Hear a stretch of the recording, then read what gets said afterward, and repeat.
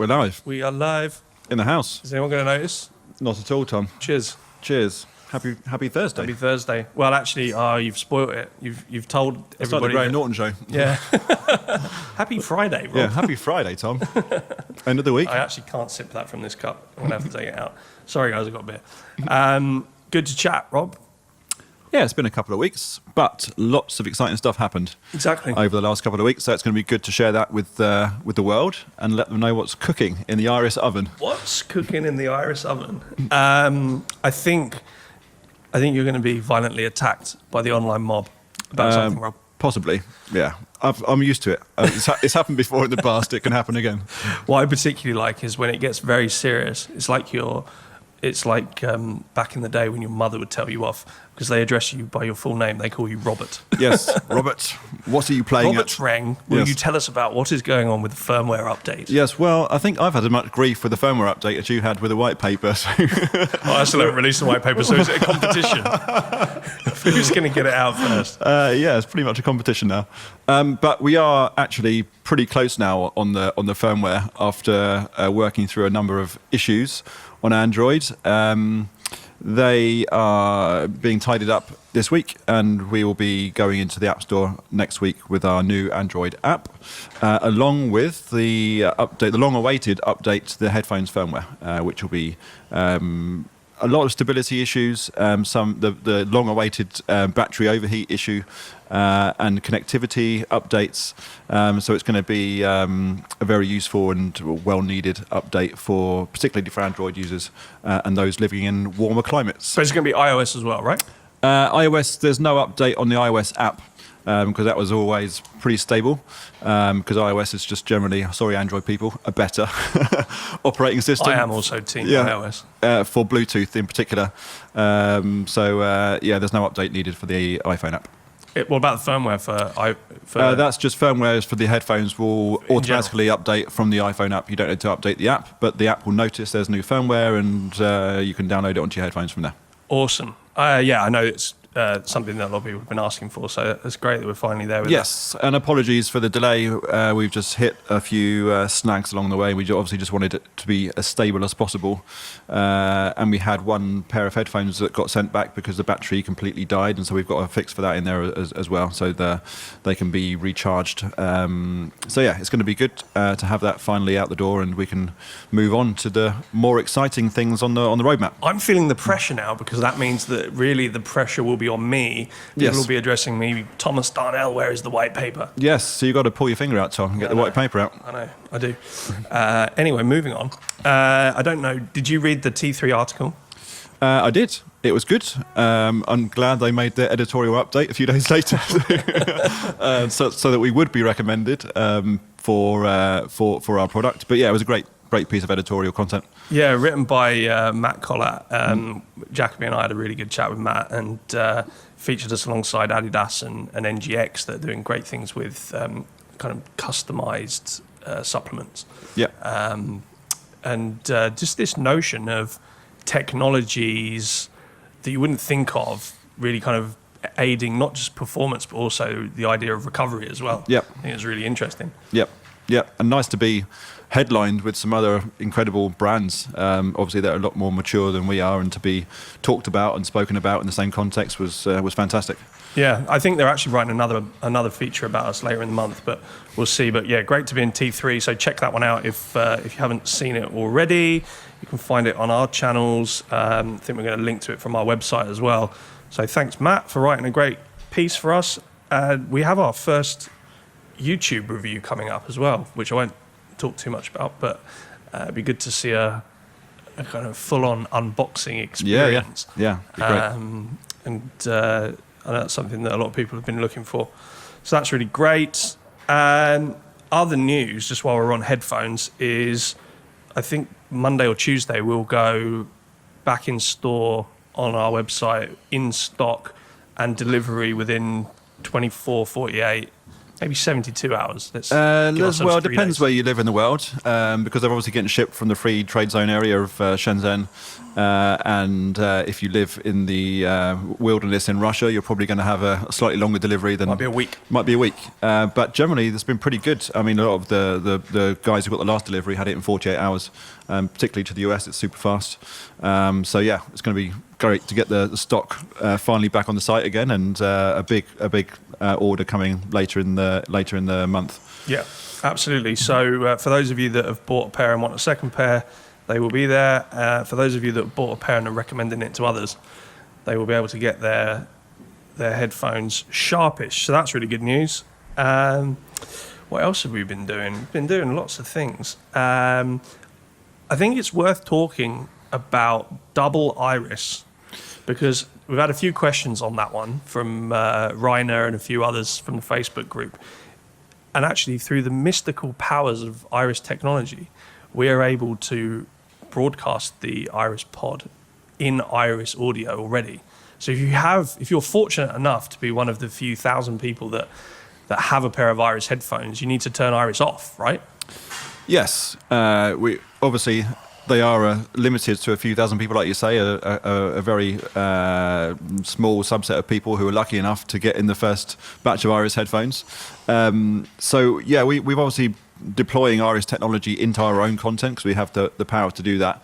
And if you are a lucky owner of the headphones, then you obviously need to deactivate iris when you're listening to our content that's already got iris activated on it. Otherwise, you'll have unusual, I would say, not necessarily bad, but an unusual listening experience that it probably isn't optimized and might move things around in space and might sort of drag things to one side. So it's best to deactivate iris if you know the content stream is already having iris activated. Yes, of course, they're also an awesome pair of headphones before you turn iris on, so you're still going to enjoy it in great audio. Quick tap of the ear cup, that's all is needed. And you're happy days. Without revealing all of our trade secrets, why does it do that? What is it about the technology that, if you double bubble on iris, that you need to turn it off? Iris is applying a separation of phase to your two ears. And once that's already happened, certain things from the left-hand side have been taken to the right. And if you apply it again on top of that, what's been already moved to the right is then sent back to the left.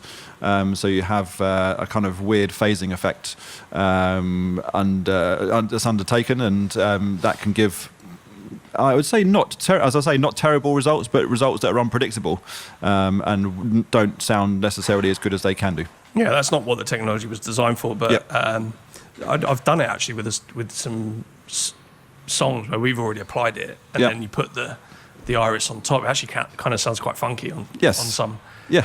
on some songs. Yeah, I mean, it can sound great on certain material. It just gives it an interesting twist.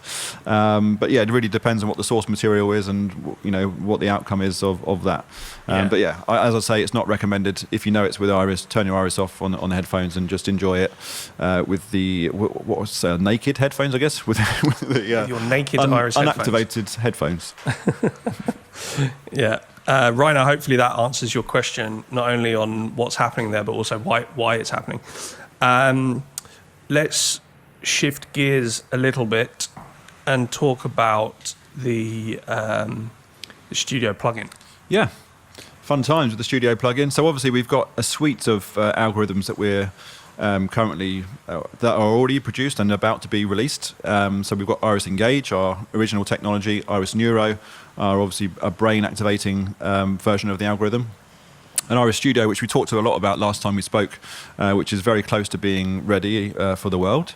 And all three of those are going to be packaged up into a studio plugin to allow engineers in the studio to both monitor content to see what it sounds like through Iris technology, as well as allowing them, or giving them a creative tool, and to use Iris technologies creatively to give them a whole new world of possibilities when they're making music. How will people access it? This is a world that I'm less familiar with, but Ableton, Pro Tools. Yeah, exactly. So Logic, Pro, Ableton, Pro Tools. We're doing a VST, AU, and AAX version, so it will cover all the bases there. We're going to make a an area on our new shapebyIris.com website, which has just been pushed out this week on Monday. So that's going to expand over the coming weeks. We've got quite a kind of limited version of the website to start with whilst we ramp up, and we'll be adding content into that website over the next few weeks, including an area where you can download the new Iris plugin, and that plugin should be available at the sort of middle to end of June. Really excited to have that out there and to see the kind of possibilities that come back as a result of putting that in the market. I think we should set a little challenge for people that are on the creative side to see what they can come up with, because I think what's incredible about the technology in that sense is that it isn't just about deploying Iris on a full production, but you could actually take elements of a song and layer it into some of the tracks, right? Yeah, exactly. And we've got guys that work here who are already doing that in their own productions, and just taking Iris Engage, for example, and putting a piano track, just the piano track onto it, or just a vocal track, can give really interesting and engaging results, living up to its name of Iris Engage. So I would recommend anybody who's a studio producer and is making music to give it a try and unleash a whole new world of phase algorithms on your material. It's going to be really exciting to see that out there. Yeah, absolutely. You touched on it already. So the guys, Johnny, Diana, and some others have done a really great job on getting our separated B2B website ready. Yeah. Shaped by, you can go there now, right? ShapebyIris.com. Yeah. I think it's been quite an important piece of branding work that we've gone through over the last 6 months to try and. We obviously had a single website at the moment, or up until now, irislistenwell.com, but we felt that was too consumer focused, and we're obviously both a consumer and a B2B business, so we were keen to separate the two, so that we've got focus on, when people arrive to a particular site, they know what it's all about and they can get to the right things that they're interested in. And B2B customers aren't necessarily interested in headphones, well, they should be, because they're fantastic, so they should be buying them anyway. But yeah, if you're a B2B customer, you can now go to shapebyIris.com and figure out how, or learn about how easy it is to integrate our technology into your own platforms, products, apps, marketplaces, whatever it might be, understand how it's applicable to your particular sector, whether that's audio streaming, edtech, audiobooks. We've got a solution or a set of audio processing that's right for each sector.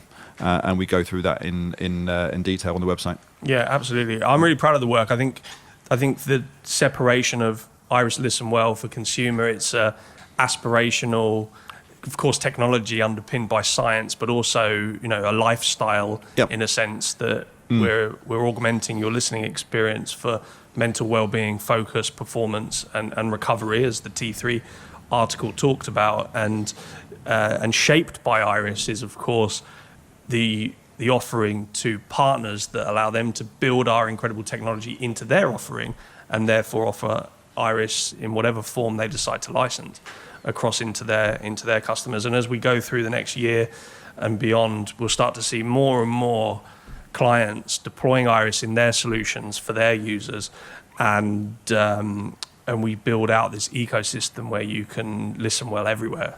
That's the vision. That's the vision. That's the dream, and it's already happening. We can see the pipeline of clients who are interested in getting Iris technology into their ecosystem, whatever it might be, whether that's an app or even in venue circumstances, which we're actively working on.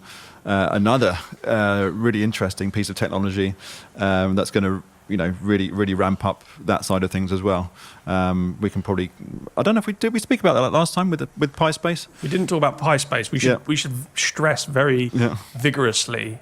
Sorry, Randy, but PySpace is very much a working title.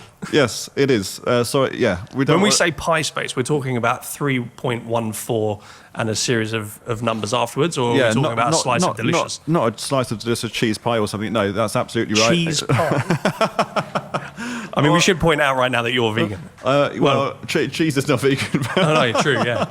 But you could have. Are you vegan? Not really anymore. No. I tried it for the start of the year, but I've gone down slippery slope back to just gouging on cheese. But I love the you know that Greek, what's that Greek spinach and feta pie? Oh yeah, no, that is good. That is. How do you feel about quiche?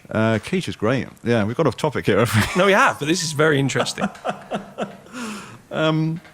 Pie space, yeah. So we've got a solution that enables you to have an immersive sound experience in venue. So whether you're a yoga studio or a hotel space or a kind of event that you might be hosting, we're going to bring a technology out that enables listeners or participants in those spaces to have a really engaging and immersive sound experience. So yeah, pumped for that one as well. It's going on in the background along with everything else that we're doing at the moment, but I expect that to be ready sort of later in the summer. Yeah, I mean, we like to explore many things at once. And actually, just on the venues thing, a really exciting partner that some people may have noticed, but we're going to do some more stuff about this over the next few weeks and days. We got a call with them in the morning, right? Early morning. Yeah, we do. Patina Hotels. Yeah, I'm seeing nods from the team. Patina Hotels in the Maldives. I think we need to have a team meeting there. Is the first thing to say. Yes. And they have actually included Iris in their spa experiences, so you can go into their incredible spa that they've built, lay back, Iris headphones, and just serenely melt away and float away with some incredible soundscapes that are going to restore your energy and life force. And it's the first of many partnerships in that space. But they will also be expanding that to potentially in-room experiences. A lot of hotels now, when you go in, you can click and you can on your TV have this whatever it is well-being experience. Yeah. And we can obviously accelerate that and up that experience with Pi Space in a hotel room potentially, right? Yeah, absolutely. And if you consider it Iris Engage to be, it's obviously on headphones, it's 2 speakers, and most stereos, unless they're surround sound, have 2 speakers as well. So we're limited by the number of channels we can expand to in terms of phase dimensions. With an in-venue installation, it's 4, 8, 12, 16 speakers. So we've got a huge opportunity there to expand the number of phase dimensions we're working with, and that's where we're going with that technology. And so as a result, you've got this much more kind of immersive bubble of sound that you're completely immersed in when you're in that kind of environment. So that's going to be a brilliant experience for those kind of situations. Excellent. Really, really excited about that. I think the next one to talk about is Iris Clarity. We're going to be setting a demo up on our site of what Iris Clarity is all about in the next few days. But this, I guess, really an insight, and I think this talks to our pursuit as being the world's most advanced audio technology company as innovators, that over the course of the last year, we've really identified that there's a key barrier that is destroying people's enjoyment, engagement, immersion in things like video conferencing or maybe even distance learning where you're interacting over video. And that is that as we are working more and more from home or virtual locations, that the background noise becomes a really distracting factor in the equation. So if we can somehow work with that and eradicate that, it gives us a platform for our technology to really shine through. Tell us a little bit about what we're doing with that. Yeah, and so you've hit the nail on the head there. It's become much more prevalent and apparent to us over the last 12 months because of having to distance work. When we're having these sessions, these meetings online, that there's so much noise that's going on in the background of other parties, and they have to mute their microphone, and when they try and speak, they're muted, and it just becomes a massive frustration for everybody involved in the call. So yeah, we're bringing a technology to market, which is a noise suppression technology, which means that it's bidirectional, and the noise in the background, we're actually using a machine learning algorithm which understands the difference between your voice and noises, whatever they might be, a baby crying, dog barking, machinery, traffic, whatever it might be, and is able to as a result, we train it on thousands, if not millions, of pieces of audio, and as a result, it knows the difference between what a noise is and what a piece of speech is, and so it can just subtract the noise essentially from the equation and leave pristine speech behind, and so all of that distraction and annoyance is gone from whatever situation it might be. So that's going to allow us to clear up the audio, and then we layer the other iris technologies on top. That's the powerful thing about this, is that we have this noise suppression aspect, which we can then put neuro or engage on top of, and not only get rid of the distractions, but create an emerging, I've used emerging twice now today. It's the word of the day. Yeah, instead of immersive experience. Yeah, it's really exciting, and we should obviously say that there are one or two other players out in the market, and I think what I'm really excited by, and I don't mind pumping our own tyres on this one, but there's an industry standard score which we can quantifiably measure ourselves against, and we're performing, should I say superior? We can say superior? Yeah, sure. Yeah. Superior, yeah. Performing better than other players in the market, let's say. Yeah, absolutely. So, check out the PESQ score, PESQ, was it? Yeah. Perceptible. Yeah, speech quality, yeah. So, I think what's really interesting about this technology, and something we should, call out really, is where Iris is, in many use cases, quite subtle. And it's actually the longer term engagement with the technology that people really start to feel a difference. Yes. And sometimes it's quite hard to put your finger on, okay, what's happening there? Engage is obviously, there's a moment of drama there, but some of the other technologies, there's a lot of science and deep maths that are going on there that's having an effect neurologically, which is imperceptible in the immediacy for a person. With Iris Clarity, you flick that switch and you just notice that everything else has melted away and you're just focused on the conversation that you're having or the enjoyment of whatever the content is at the other end that you're supposed to be listening to. Yeah, absolutely. And I think that's a really important point, is that it's just so noticeable and apparent and measurable is a really key thing. And that's what these PESQ scores, and PESQ isn't the only way you can score this in terms of noise.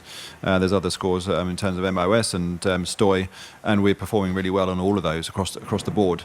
But yeah, like you say, Iris Engage, Neuro, Studio are, it's really hard to objectively measure what they are doing and sell that measurement, whereas with this, it's very, very clear that the impact is huge, and it gives you it just takes those distractions away and gives you a beautifully crisp, clear audio experience. Nicely said. I mean, is he still here, Jacoby? Bless him. I mean, to be honest, when we were working virtually, Jacoby's very good at multitasking, I've realised. Yes, he makes a lot of noises. Okay, yes, that's what I was going to say. He's always doing something else, and he'd be, doing a call and he'd be bouncing a ball or whatever. So I'm particularly excited about this technology for our own benefits. I'm always going on a walk. Whenever I was doing a call and the wind noise was kind of blasting past, yeah, especially and people on would AirPods. get frustrated with me when I was taking a walk in the middle of a call. So just so many use cases for the technology. So a bit later in the year for that one. Yeah, I mean, September. we're looking at September in terms of release dates. We've already got a fantastic product. It's about making it work in all the different channels we have, whether that's Windows application, Mac, iOS, Android, etc. So it's just about taking the existing solution and making it work in all those different environments. We've made fantastic progress, and Abid and the rest of the team here have done a brilliant job on that. So now it's just executing their brilliance. Yeah, and to do that, we've got some new recruits joining the team. We'll be growing as a team. Yeah, we've got the first coming in on Monday. Who's a really fantastic guy who's been involved in the speech processing for a long time now. So that's going to be a great addition to the team. And we're also ramping up. And if you out there, if you're involved in audio or speech processing and you're looking for the next opportunity, we're taking on people to deploy our solution on Windows, Mac OS, iOS, and Android. So we need specialists who can take machine learning solutions and put them into practice on those platforms. So we've got individuals who are coming on board for each one of those, but we're still seeking further hires. So if you're in that space, do get in touch. Yeah, absolutely. Rob, we've got to wrap it up because we've got another call. Yes. Are you looking forward to the Monaco Grand Prix this weekend? I'm massively looking forward to it. Yeah, it's going to be huge. There's something Is there a crowd there? I think they've got a limited crowd. Yeah. There's something about Monaco and from childhood memories of that Grand Prix particularly just sticking out. It's just kind of in and out of these winding streets and, it's just a different setting and obviously the kind of pinnacle of, I don't know, the luxurious... It's the prestige. Of Formula One. It's pinnacle. So it's going to be a great event and we're obviously pumped for the Red Bull team and hope they get what they deserve. Yeah, absolutely. Thanks very much, Rob. Good to chat, and we'll see you soon. Always a pleasure, Tom. Speak soon.